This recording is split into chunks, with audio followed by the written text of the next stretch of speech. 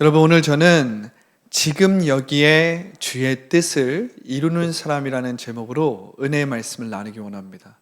지금 여기에 주의 말씀, 주의 뜻을 이루는 사람. 할렐루야. 우리가 계속해서 하나님의 나라, 그리고 차원적인 삶, 차원적인 축복에 대해서 계속해서 나눠오고 있는데, 우리가 저번 주부터 오늘까지는 아주 실질적으로 이 차원적인 축복과 이 차원적인 삶을 어떻게 살 수 있을까를 계속 나누기 원합니다. 왜 그렇습니까?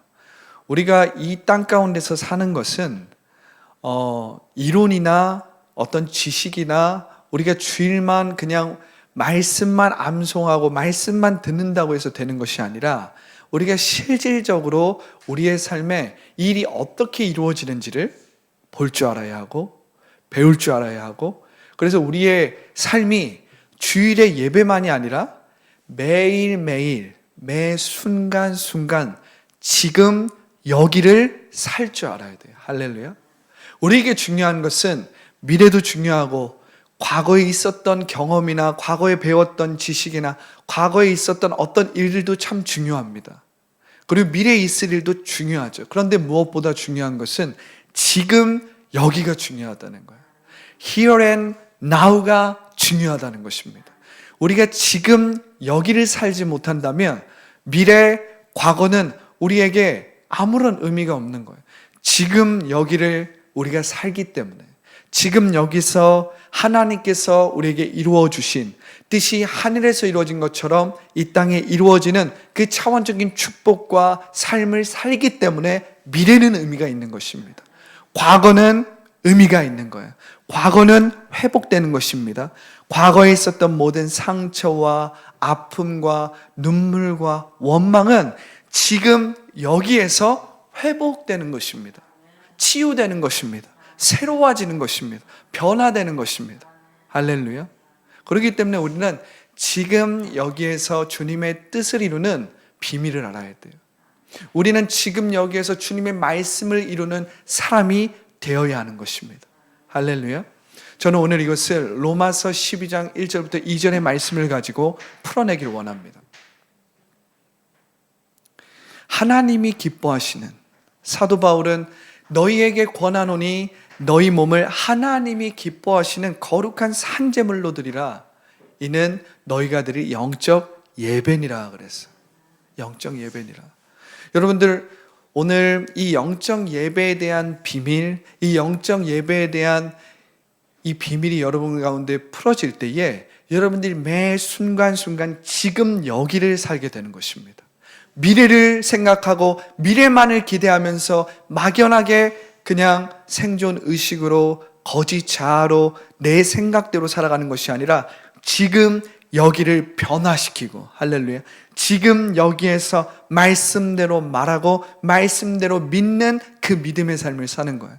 지금 여기서 뜻이 하늘에서 이루어진 것처럼 여기에 이루어지는 놀라운 차원적인 삶이 이 영적 예배에 있습니다.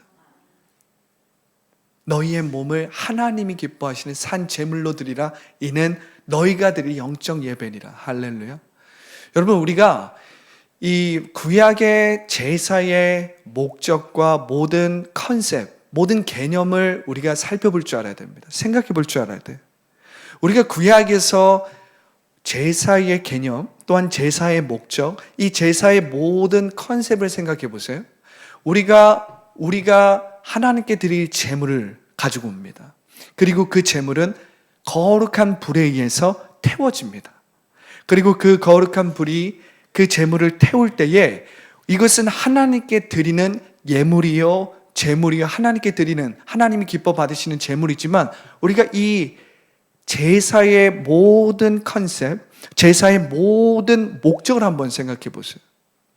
하나님이 기뻐하시는 제물을 드림으로 말미암아 거룩한 불이 그 제물을 태웁니다. 그러면 그 거룩한 불이 제물을 태움으로 말미암아 사실은 누가 회복되는 것입니까? 내가 회복되는 것입니다. 내가 용서받는 것입니다. 내가 치유가 되는 거예요.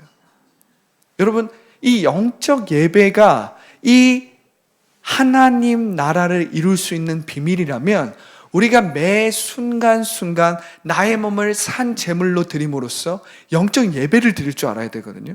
그런데 중요한 것은 이 산 제물을 드릴 때 일어나는 이 영적 예배의 모든 목적과 모든 컨셉을 우리가 생각해 본다면 이 영적 예배를 통해서 하나님이 기뻐하시는 제물을 받으시지만 사실은 그 영적 예배를 통해서 회복되고 용서되고 치유되고 새로워지는 것은 누구입니까? 나라는 거예요.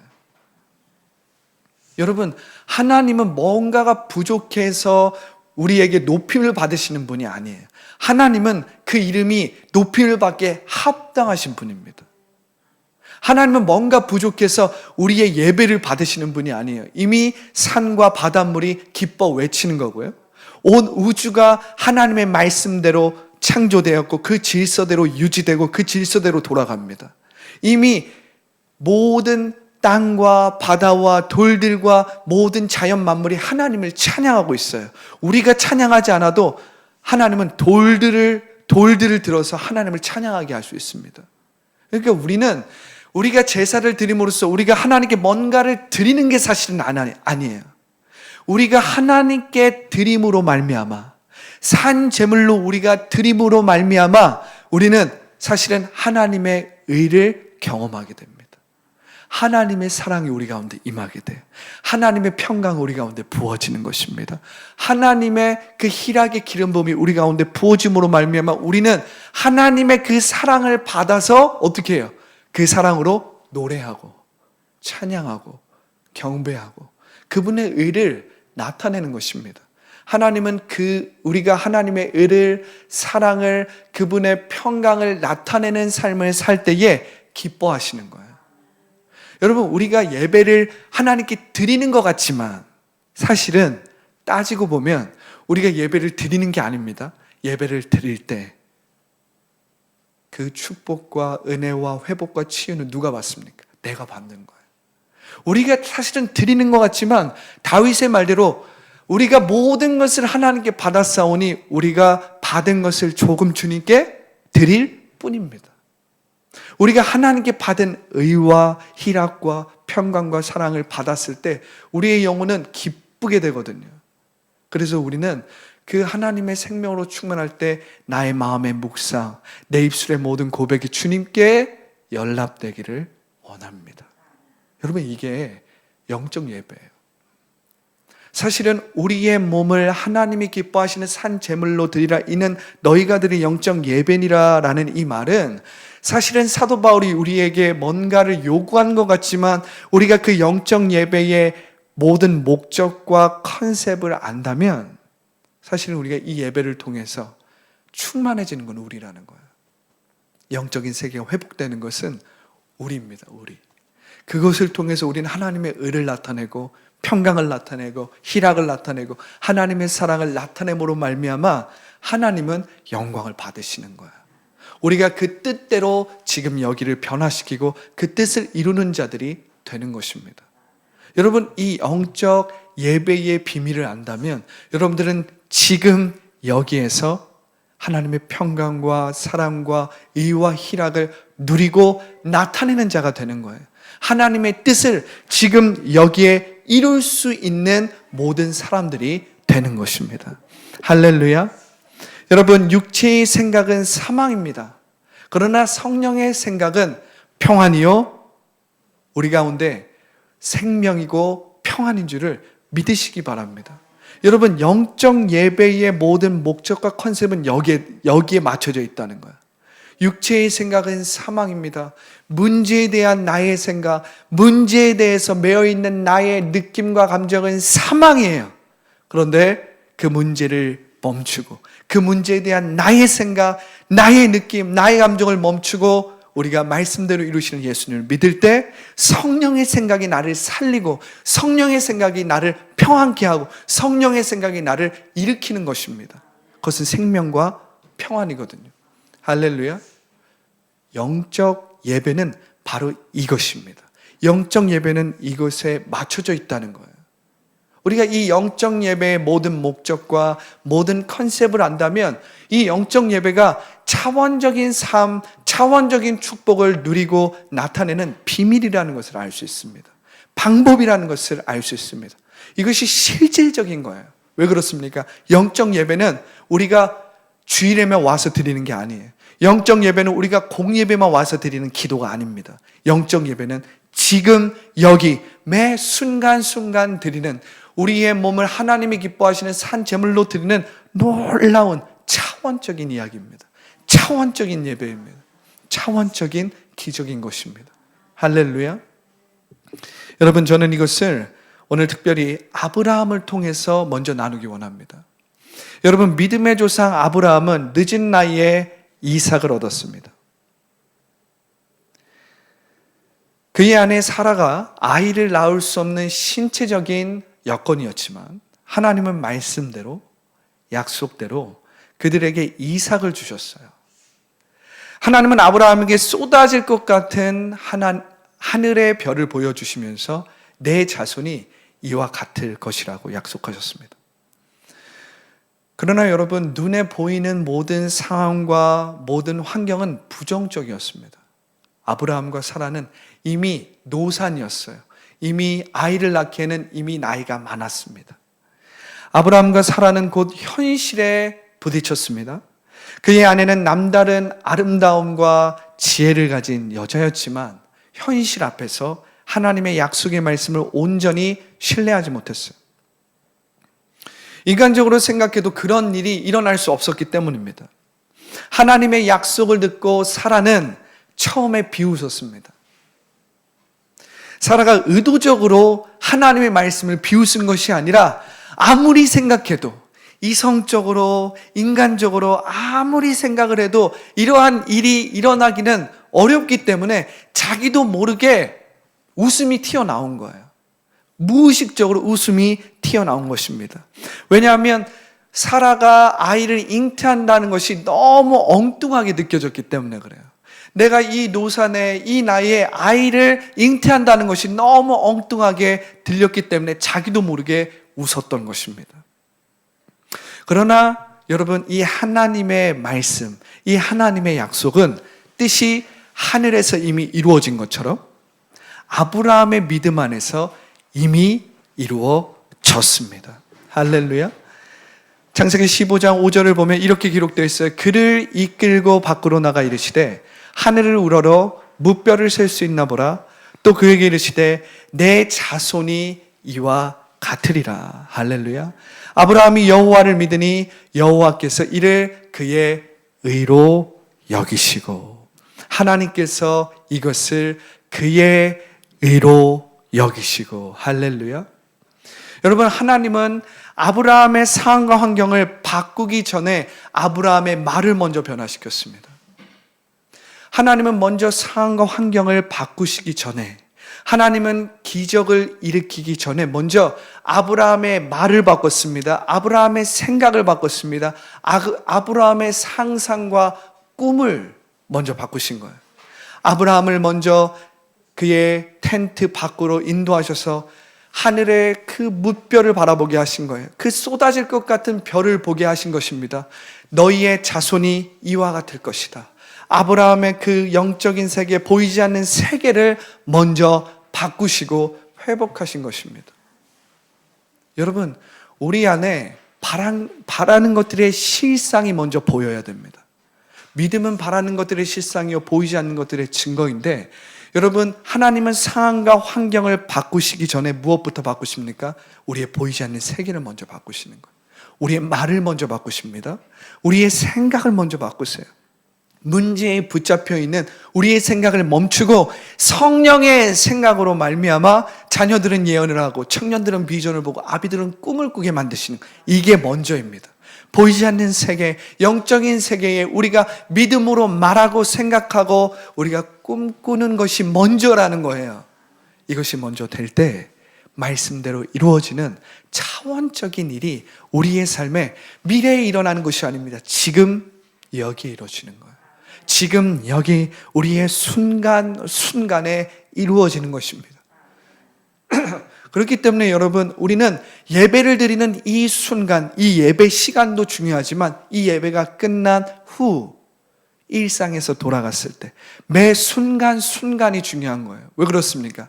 하나님의 뜻은 지금 여기에 이루어지는 거예요. 여러분들의 일을 통해서 이루어지는 거예요. 여러분들의 매 시간을 통해서 이루어지는 거예요. 여러분들의 모든 관계와 만남을 통해서 이루어지는 거예요. 여러분들의 모든 재정 가운데서 이루어지는 거예요. 할렐루야. 여러분들의 모든 건강을 통해서 이루어지는 것입니다. 여러분들의 삶, 지금 여기에 이루어지는 것이지 미래에 막연하게 이루어지는 것이 아닙니다.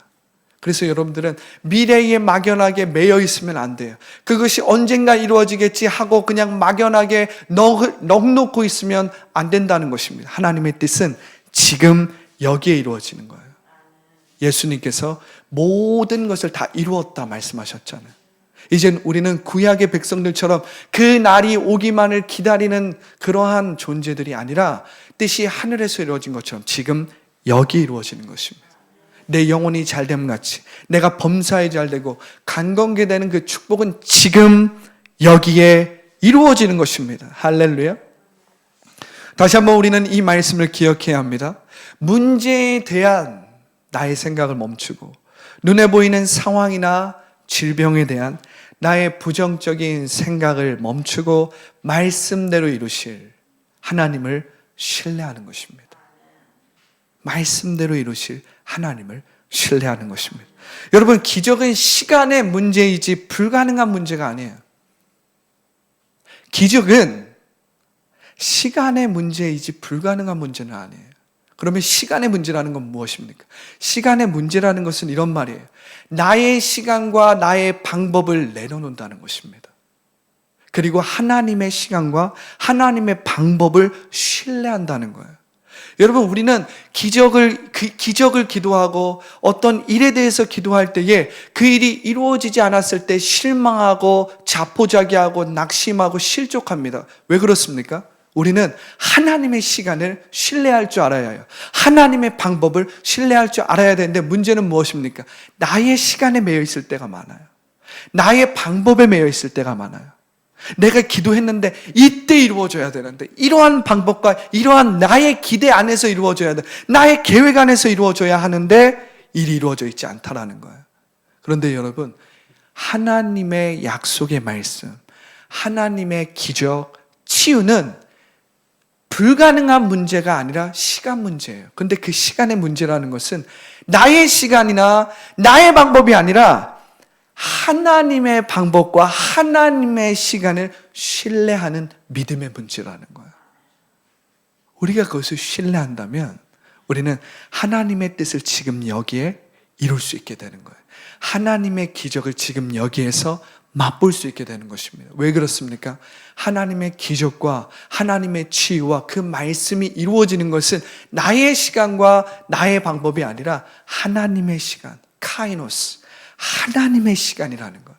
하나님의 방법이라는 것입니다. 하나님의 길이라는 거예요. 그래서 하나님이 나의 길을 더 잘 아신다라는 그 신뢰로 우리가 나아갈 때, 우리가 하나님 앞에 왜를 질문하지 않고 하나님을 온전히 신뢰할 때, 왜 그렇습니까? 나의 길보다 나를 더 잘 아시는 하나님. 할렐루야. 나보다 나의 길을 더 잘 아신다니까요. 하나님은 내가 생각하는 것보다 나의 길을 더 잘 아세요. 사람이 아무리 자기의 길을 계획할지라도 그 발걸음을 인도하시는 것은 하나님이세요. 하나님은 나에게 가장 퍼펙트한 타이밍을 아시는 겁니다. 내 생각으로는 지금이 타이밍이에요. 하나님, 지금입니다. 그런데 하나님은 우리에게 가장 퍼펙트한 타이밍을 아신다는 것입니다. 하나님은 우리가 그 축복을 받아서 그 축복으로 인하여서 망쳐지고 그 축복이 나에게 저주로 바뀌기를 원하지 않으십니다. 하나님은 내가 그 축복을 누릴 뿐만 아니라 그 축복을 나타내며 그 축복을 30배, 60배, 100배로 더 증가시키고 더 놀라운 형통한 삶을 살기를 원하시기 때문에 하나님은 우리를 그릇으로 만들어주세요. 하나님의 축복을 담을 수 있는 그릇, 하나님의 그 의와 희락과 평강을 나타낼 수 있는 그릇, 하나님의 그 일로 말미암아 모든 문제를 감당하고 넉넉히 이길 수 있는 그릇으로 우리를 만들어 주신다는 거예요. 하나님은 우리의 길을 더 잘하시는 것입니다. 할렐루야. 그러므로 약속의 말씀은 지금 여기에서 이루어질 바라는 것들의 실상이요 보이지 않는 것들의 증거인 것입니다. 하나님께서 아브라함에게 이삭을 약속하셨을 때 이미 이삭은 하늘에서 이루어진 것입니다. 할렐루야. 그러므로 우리가 말씀대로 말하고 생각하고 꿈꾸고 믿음으로 항상 기뻐하고 쉬지 않고 기도하고 범사에 감사할 때 지금 여기에 주님의 뜻을 이루게 되는 것입니다. 여러분, 문제는 무엇입니까? 문제는 무엇이에요? 문제는 믿음으로 우리가 우리의 몸을 하나님이 기뻐하시는 산 제물로 드리는 이 영적 예배를 매 순간순간 드릴 수 있느냐는 거예요. 여러분, 지금 여기에 하나님의 뜻과 말씀을 이루는 사람은 이 영적 예배의 비밀과 능력을 아는 자입니다. 우리의 몸을 하나님이 기뻐하시는 산 제물로 드리라. 이때 우리 마음이 새롭게 되므로 우리가 변화를 받게 됩니다. 미래에 매여 있는 내가 지금 여기를 살게 되는 거예요. 과거의 상처와 아픔과 내가 경험했던 경험에 내가 배웠던 지식에 붙잡혀 있는 나의 육체의 생각이 지금 여기에서 말씀대로 말하고 말씀대로 믿는 삶을 살아가는 거예요.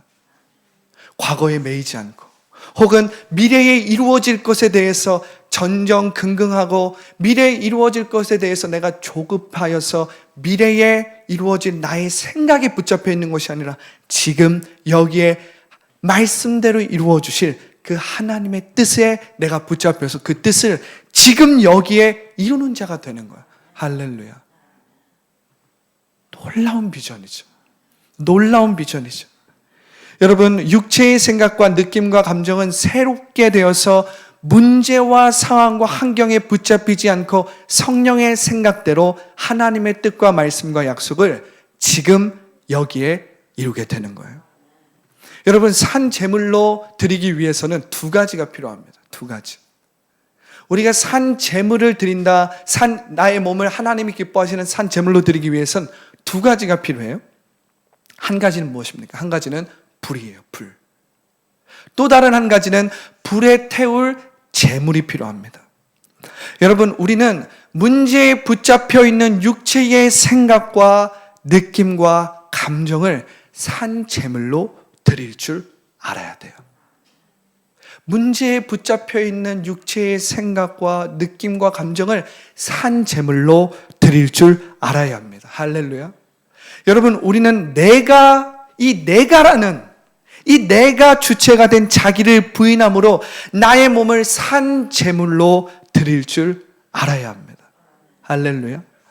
아브라함이 이삭을 얻고 얼마 후에 하나님은 아브라함이 어떻게 그분의 뜻을 말씀으로 이루는지 시험하셨어요. 뜻이 하늘에서 이루어진 것 같이 지금 여기에 이루는 비밀, 능력은 이 영적인 예배에 달려 있습니다. 아브라함은 말씀대로 이삭을 제단에 바쳤어요. 그의 몸을 산 제물로 드린 것입니다.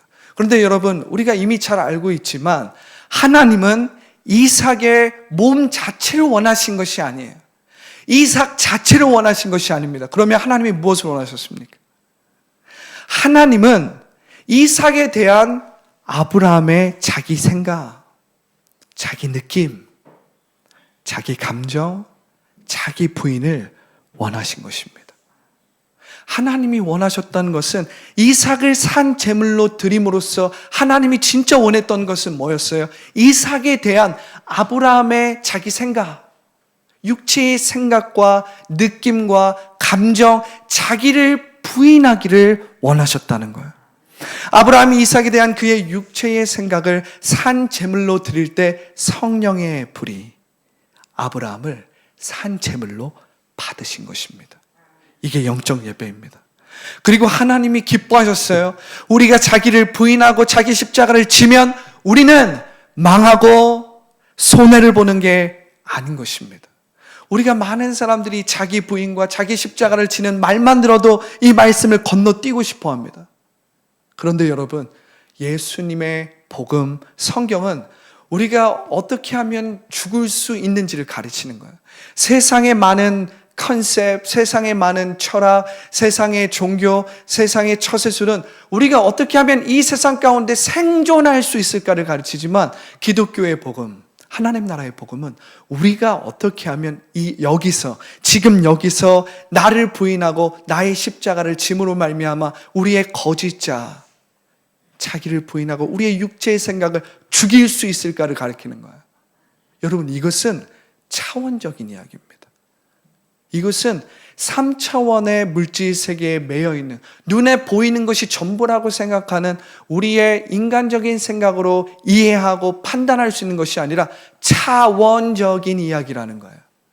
뜻이 하늘에서 이루어진 것처럼 지금 여기에 이루어지는 차원적인 이야기라는 것입니다. 할렐루야.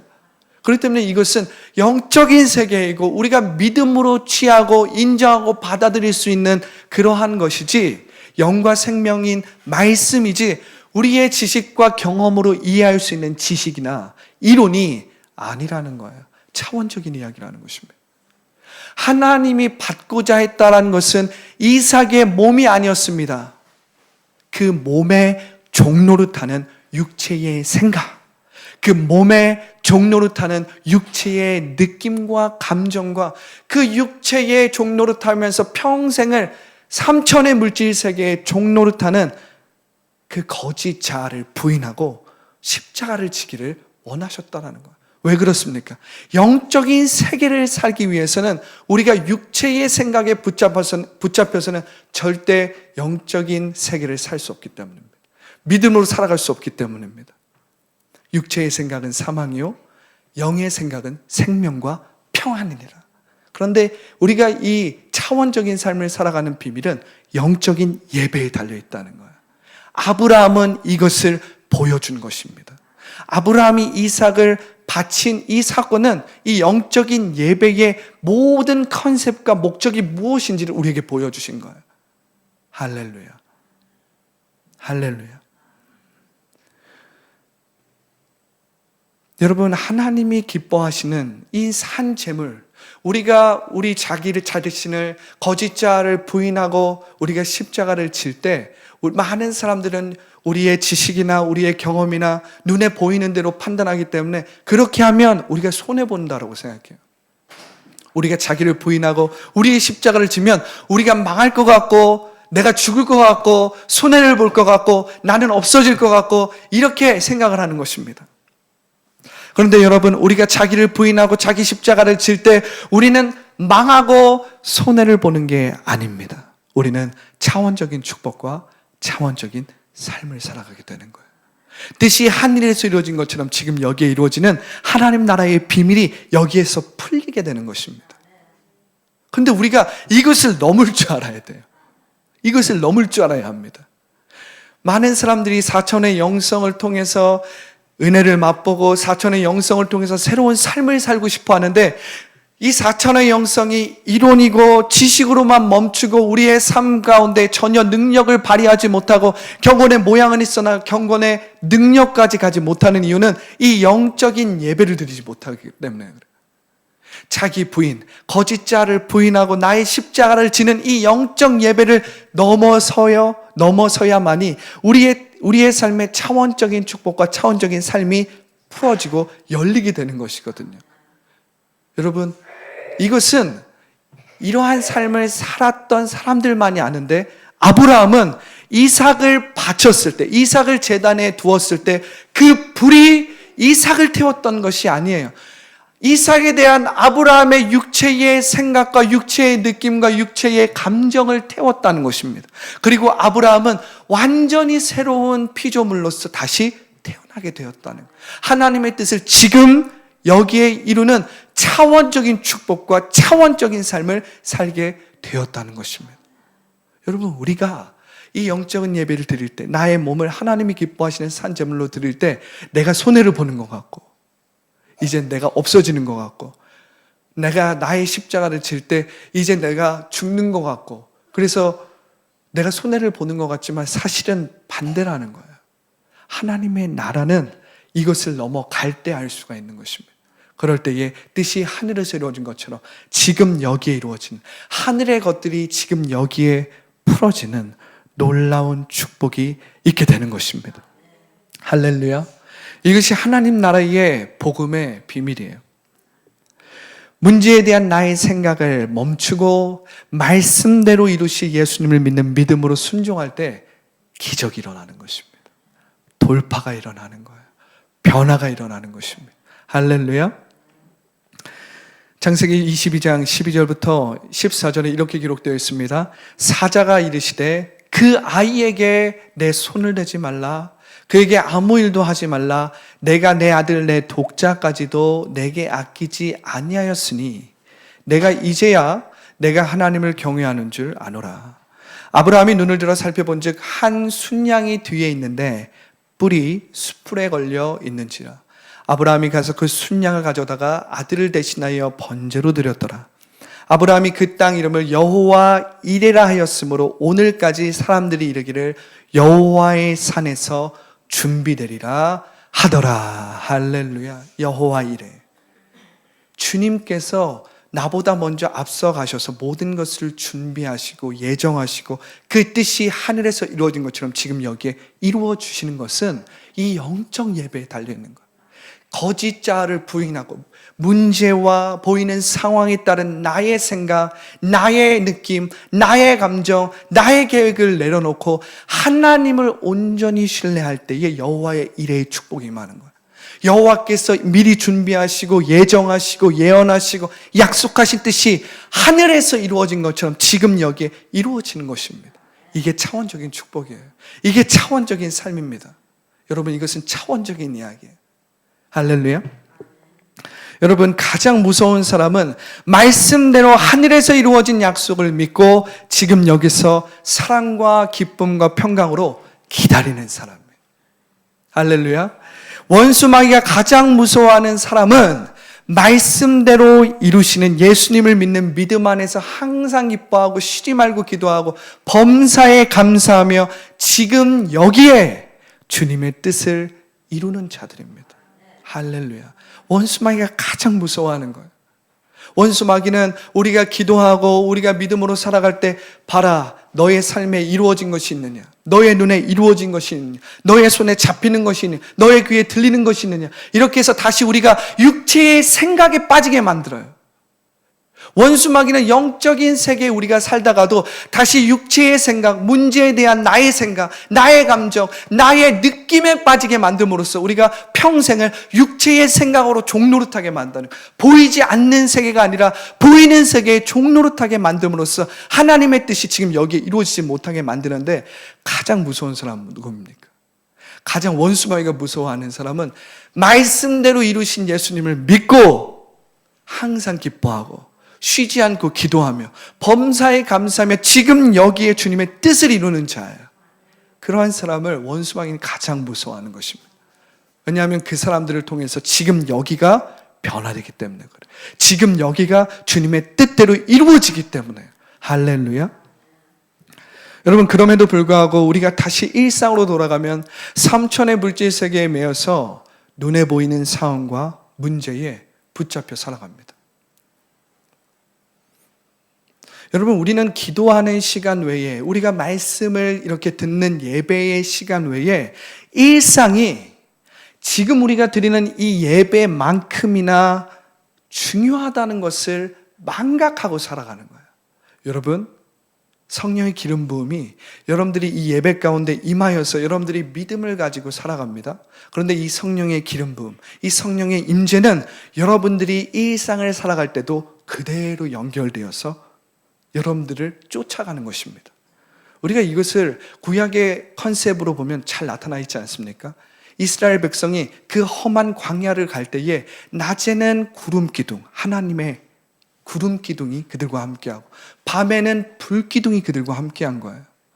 그 광야에서 그 땡볕에서 가나안 땅을 향하여서 걸어갈 때 그들이 얼마나 더웠겠어요.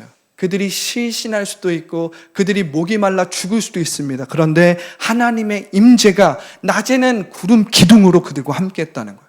그들이 목마르지 않고 그들이 타서 죽지 않게 했다는 겁니다. 밤에는 불기둥이 그들과 함께함으로 말미암아 어두운 그들의 흑암을 비춰주고 추운 일교차가 큰 그 광야에서 살아갈 수 있도록 하나님이 임재하셨다는 거예요. 여러분, 우리가 이 컨셉을 보면 우리가 하나님의 예배뿐만 아니라 여러분들이 이제 일상을 살아가고 가정을 살아가고 학교를 살아가고 이 일터에서 살아갈 때에 하나님의 임재가 우리와 함께 한다는 거예요. 문제는 무엇입니까? 우리가 그 문제에 또 매여서 눈에 보이는 대로 육체의 생각대로 문제에 대한 나의 생각에 매여서 또 종로를 타게 되면 우리가 우리 가운데 일하시는 하나님의 생각을 놓치고 살아가는 거예요. 여러분, 사실 기도 응답을 받는 것은 영적 예배가 있는 매 순간순간 지금 여기라는 거예요. 여러분, 우리가 예배에서 은혜를 받고 우리가 기도한 것이 응답을 받는 그 현장은 어디냐면 우리가 매 순간순간 우리의 육체의 생각을 산 제물로 드리는 그 영적 예배가 이루어지는 바로 그 자리가 기적을 맛보고 기도 응답을 맛보고 치유를 맛보고 변화를 맛보는 순간이라는 그 자리라는 거예요. 할렐루야. 그럼에도 불구하고 우리는 일상으로 돌아가면 다시 육체의 생각과 감정과 느낌대로 살 때가 많이 있습니다. 여러분, 우리가 야곱을 한번 생각해 보십시오. 야곱은 태생적으로 속이는 자였습니다. 야곱의 이름 자체가 속이는 자였어요. 야곱은 아주 똑똑한 사람이었습니다. 야곱은 아주 지혜로운 사람이었어요.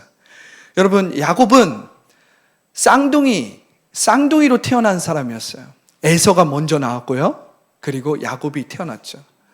그런데 야곱은 영적인 욕심이 있었습니다. 보이지 않는 세계에 대한 믿음의 욕심이 있었어요. 그래서 이스라엘 법상 첫째 아들이 장자의 축복과 장자의 명분을 받는 것인데 야곱은 자기가 육체적으로는 그것을 받을 수 없었지만 자기를 믿음으로 이 영적인 축복과 명분을 받고 싶었던 거예요. 그래서 야곱은 인간적으로 꾀를 냅니다.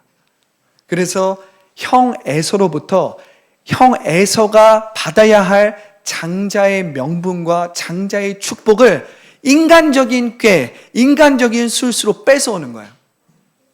야곱은 한편으로는 영적인 욕심이 있는 자였지만 다른 한편으로는 굉장히 속임수를 잘 쓰고 사람을 속이는 사기꾼이었던 거죠. 믿음은 있었지만 그 믿음이 영적인 욕심이었지만 그것을 이루는 수단과 방법은 인간적이었어요. 속이는 자였습니다. 그래서 하나님은 장자의 명분과 축복을 에서가 아니라 야곱에게 주시려고 했지만 야곱을 훈련하기 원하셨습니다. 에서는 육체의 생각에 빠져있는 사람, 눈에 보이는 대로 살아가는 사람이기 때문에 에서는 이 장자의 명분과 장자의 축복을 받을 수 없었어요. 그러나 야곱은 보이지 않는 세계로 믿음이 있는 자였기 때문에 장자의 명분과 장자의 축복을 받을 수 있었지만 문제는 뭐였어요? 그가 인간적으로 속이는 자였다라는 거예요. 그래서 하나님은 야곱을 약 20년 동안 훈련합니다. 무려 20년 동안 야곱보다 10배나 더 지혜롭고 교활하고 얄팍한 술수를 쓰는 그의 삼촌 라반 밑에서 훈련시켜요.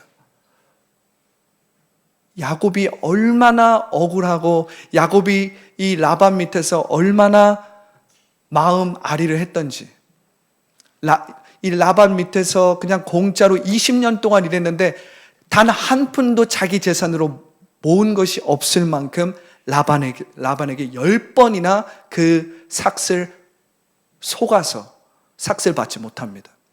그런데 여러분, 이 20년 동안 하나님은 야곱에게 하나님만 신뢰하는 그 훈련을 하시는 거예요.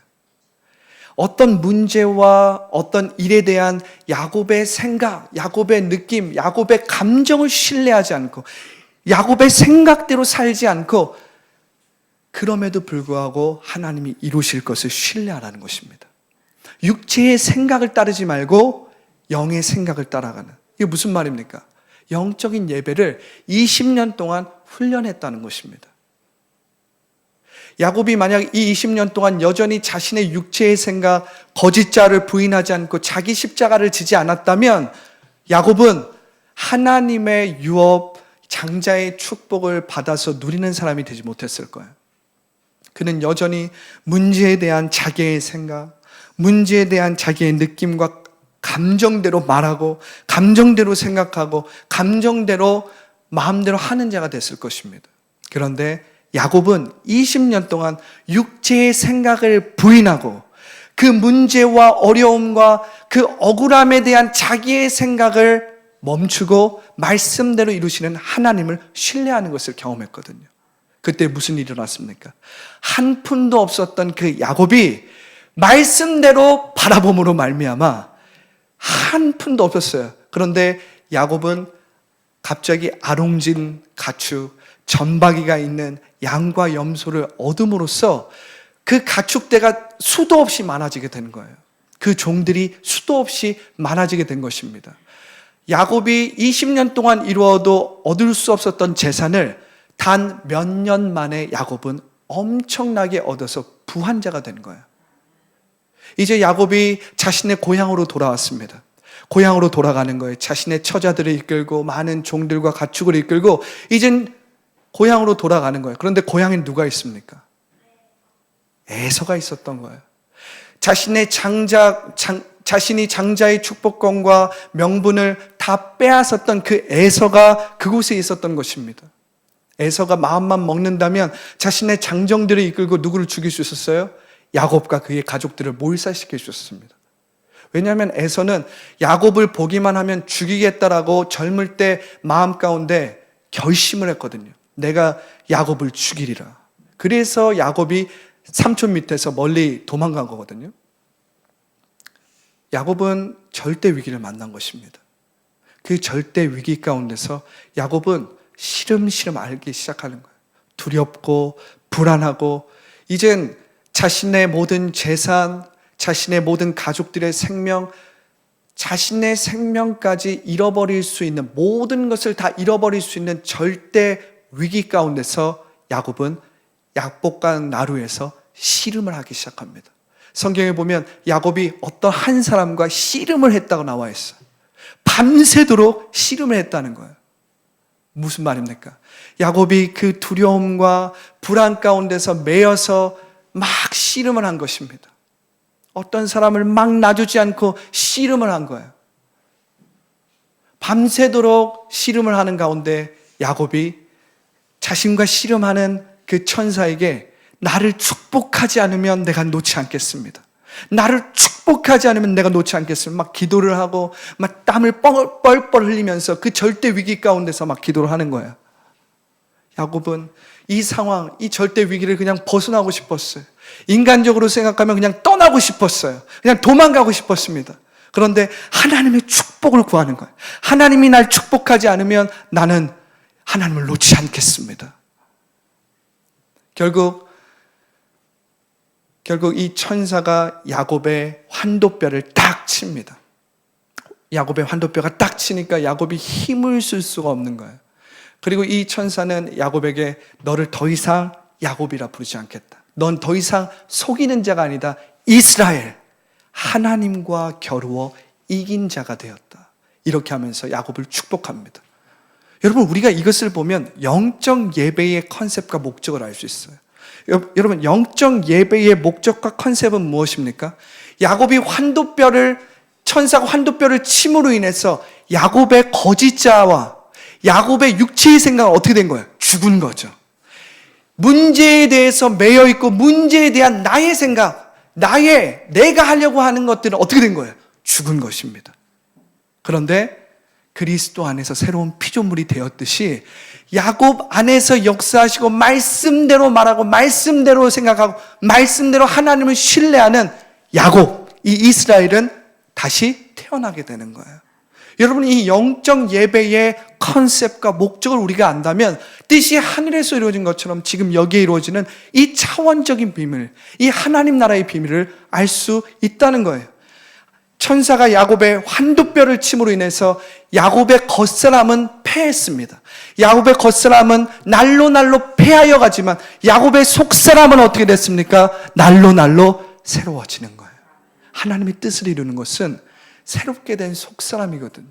하나님을 온전히 신뢰하는 그 불확실성 가운데서도 두려워하지 않고 불안해하지 않고 하나님만 믿고 따르고 담대하게 나아가는 그 속사람이 이루는 것입니다. 야곱이 두려웠습니다. 불안했습니다. 이젠 절대 위기 가운데서 그 에서가 자기를 죽일 것 같아요. 에서가 자신의 가족들을 다 몰살시킬 것 같아요. 그 두려움에 휩싸인 거예요. 그 문제에 매여 있게 되면 평생을 야곱은 육체의 생각대로 살아가야 돼요. 평생을 눈에 보이는 대로 매여서 살아가야 됩니다. 그런데 야곱의 환도뼈가 침으로 말미암아 이젠 야곱은 말씀대로 이루시는 하나님을 신뢰하는 믿음으로 살아가게 된 거예요. 할렐루야. 말씀대로 이루시는 하나님이라면 내가 지금 여기를 기뻐하고 쉬지 않고 기도하고 범사에 감사함으로써 뜻을 이루겠다 하고 죽으면 죽으리다 하고 나가니까 어떻게 됩니까? 오히려 에서가 야곱을 보고 어떡합니까? 야곱이 형제 애를 느끼면서 에서가 야곱을 안고 나의 동생아 돌아왔구나. 그리고 야곱은 더 이상 두려워하지 않고 마음 가운데 평강과 희락과 사랑이 충만하니까 어떻게 해요? 이제 에서가 자기를 죽이고 자기에게 복수를 가할 형으로 보이는 것이 아니라 야곱이 이렇게 고백하는 거예요. 제가 형의 얼굴을 보니까 마치 하나님의 얼굴을 본 것과 같습니다 하고 둘이 부둥켜 안고 형제로 사랑을 하고 이젠 야곱은 속여서 장자의 명복과 축복을 빼앗아 온 자가 아니라 하나님의 뜻대로 이스라엘의 장자가 되어서 믿음의 조상의 반열에 들어가는 놀라운 기적이 일어나는 거예요. 여러분, 이게 영적 예배의 실체입니다. 이게 영적 예배의 비밀이에요. 이게 영적 예배의 축복입니다. 우리가 영적 예배의 컨셉과 영적 예배의 목적을 안다면 자기를 부인하고 십자가를 지는 것은 손해나 낭비가 아니라 축복이요, 새로워지는 것이요, 기적이요, 치유라는 것을 우리는 알 수 있습니다. 할렐루야. 여러분, 요셉은 17세에 하나님이 주신 꿈을 꾸고 형들의 시기로 인해 억울하게 애굽의 종으로 팔렸습니다. 요셉은 무려 13년 동안이나 억울한 종살이와 감옥살이를 했어요. 그러나 요셉은 야곱의 아들들 중에 가장 믿음이 좋은 사람이었어요. 야곱에게 12아들이 있었는데 이 야곱의 믿음을 가장 많이 닮은 사람이 요셉이었던 것 같아요. 요셉은 꿈꾸는 자였습니다. 17살 때 하나님이 주시는 꿈을 꾸었어요. 그때서부터 요셉은 보이지 않는 세계를 믿기 시작하고 보이지 않는 세계, 잠재된 세계에서 하나님의 말씀대로 이루시는 그 차원적인 삶을 살기 시작했습니다. 요셉은 억울하게도 형들에 의해서 종으로 팔려갑니다. 요셉은 억울한 종살이와 감옥살이에도 눈에 보이는 상황과 문제에 매여 있지 않았어요. 요셉은 믿음으로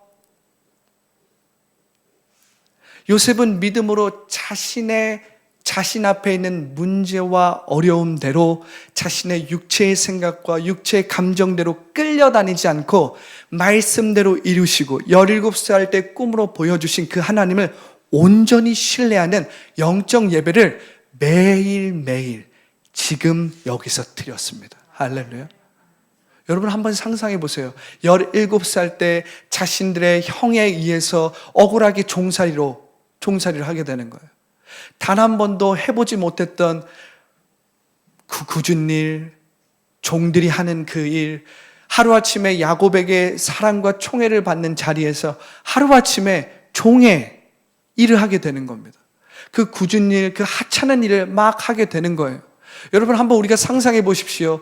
야곱이 총리가 되기까지 13년이 걸렸는데 그 13년 동안 형들의 얼굴이 떠오르지 않았겠어요?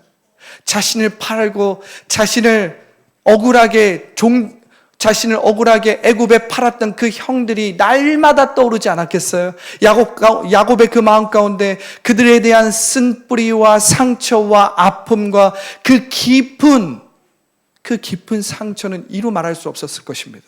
그런데 여러분, 우리가 요셉의 삶을 보면 요셉은 13년 동안 형들에 대한 상처와 마음 가운데 있는 고뇌와 문제에 대해서 자기 생각에 붙잡혀 있지 않았다는 것을 알 수 있습니다.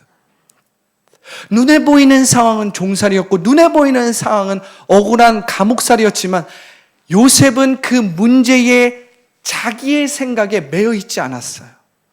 만약 요셉이 거기에 매여 있고 자기의 육체의 생각대로 살았다면 절대 하나님의 뜻을 이루지 못했을 것입니다. 그런데 요셉은 문제가 올 때마다 형들에 대한 상처와 아픔과 쓴뿌리가 올라올 때마다 17살 때 보여주셨던 그 하나님의 말씀, 하나님의 말씀대로 이루실 그것을 믿음으로 말미암아 그 모든 문제와 어려움을 극복하고 이겨냈습니다.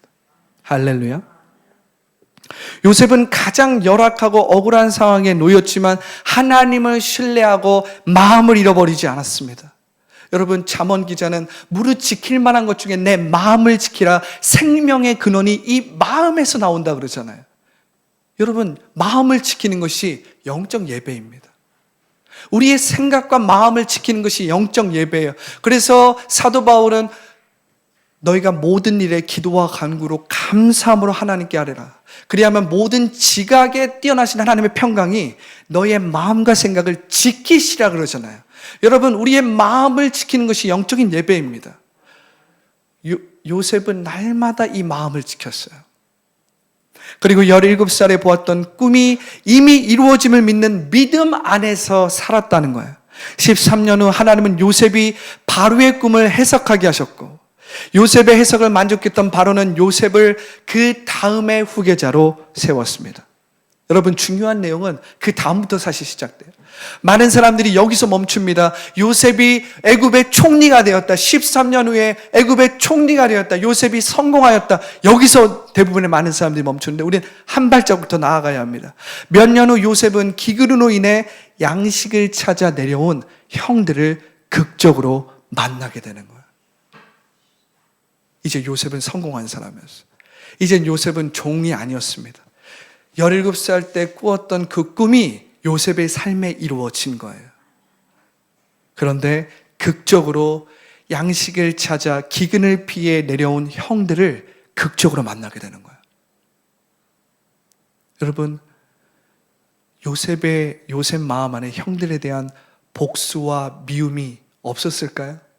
한편으로는 육체의 생각, 거짓 자아로는 이미 권력을 갖고 있었던 요셉이 얼마든지 그 형들을 뭐라고 할 수도 있고 그 형들을 죽일 수도 있고 그 형들에게 복수를 할 수 있었습니다.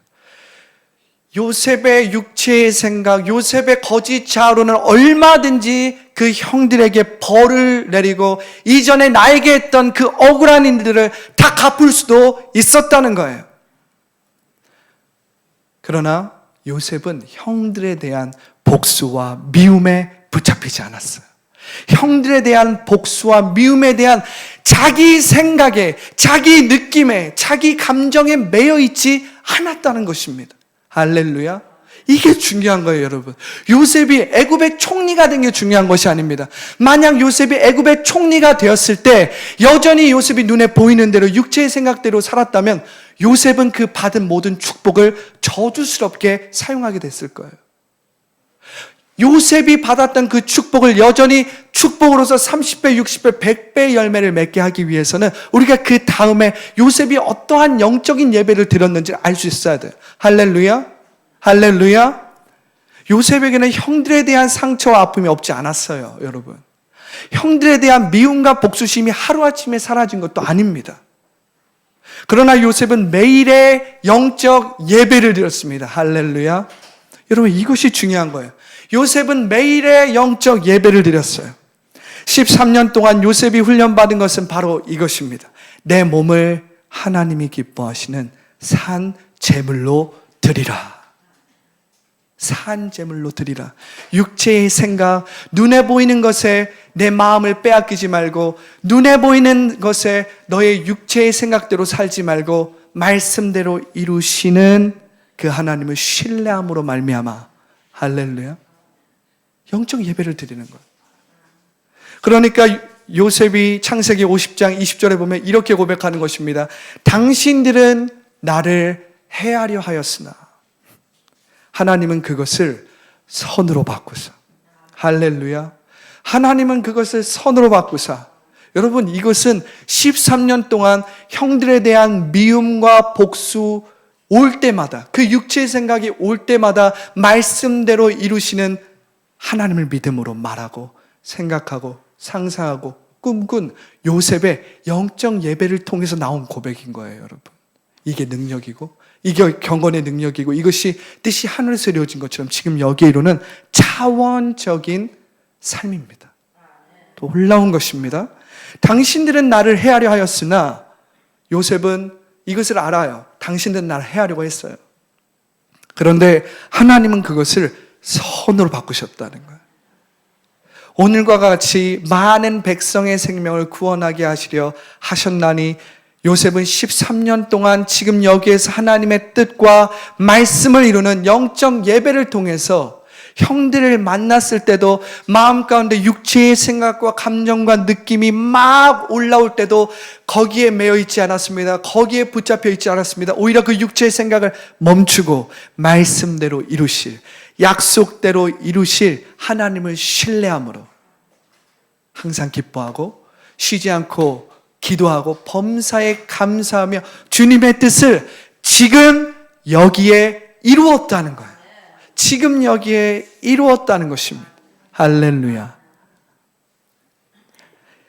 요셉은 애굽의 총리가 되었을 때도 하나님이 기뻐하시는 영적 예배를 드렸습니다. 이것이 차원적인 인생 축복의 비밀인 거예요. 그렇기에 요셉은 어떤 상황이나 문제 가운데서도 자기 생각을 부인하고 하나님을 신뢰할 수 있었습니다. 할렐루야. 여러분, 지금 여기에 주님의 뜻을 이루는 사람은 나를 사랑하사 나를 위해 십자가를 지신 예수님을 믿는 믿음으로 영적 예배를 드리는 사람입니다. 할렐루야. 여러분, 영적 예배를 드리는 사람은 매 순간순간 눈에 보이는 상황이나 문제에 상관없이 항상 기뻐하고 쉬지 않고 기도하고 범사에 감사하는 거예요. 그들은 성령을 소멸하지 않고 날마다 성령의 불로 자기를 산 제물로 드릴 줄 아는 자들입니다. 할렐루야. 이것이 육체의 생각을 멈추고 성령의 생각으로 충만한 비밀이에요. 할렐루야. 사도 바울은 현재적 하나님 나라 뜻이 하늘에서 이루어진 것 같이 지금 여기에 이루는 차원적인 삶의 비밀을 이렇게 선포하는 거예요. 자, 로마서 12장 1절입니다. 이 말씀을 우리가 함께 읽고 오늘 예배를 마치겠습니다. 그러므로 형제들아, 내가 하나님의 모든 자비하심으로 너희를 권하노니 너희 몸을 하나님이 기뻐하시는 거룩한 산제물로 드리라. 이는 너희가 드릴 영적 예배니라. 할렐루야. 오늘 우리가 기도하며 나아가기 원합니다.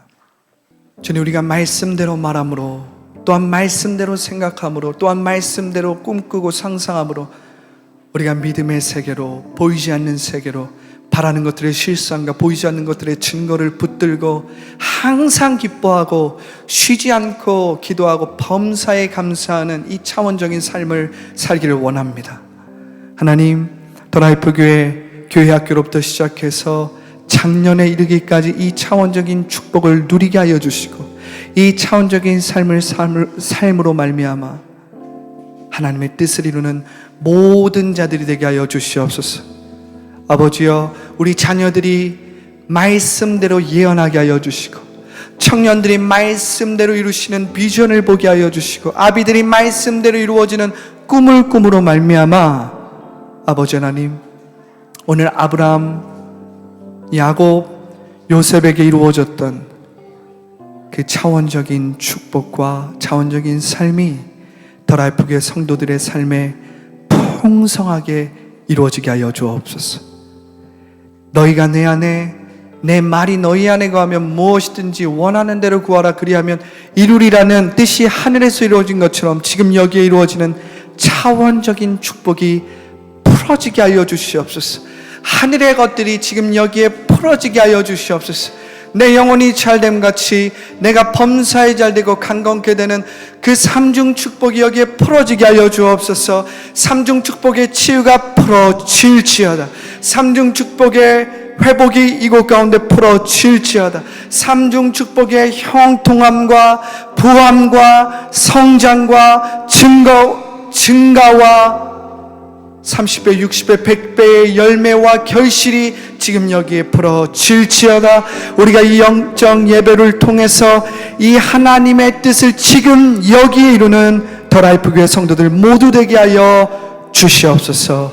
감사와 찬양을 주님께 올려드리며 살아계시고 역사하시는 우리 주 예수님의 이름으로 기도합니다. 아멘.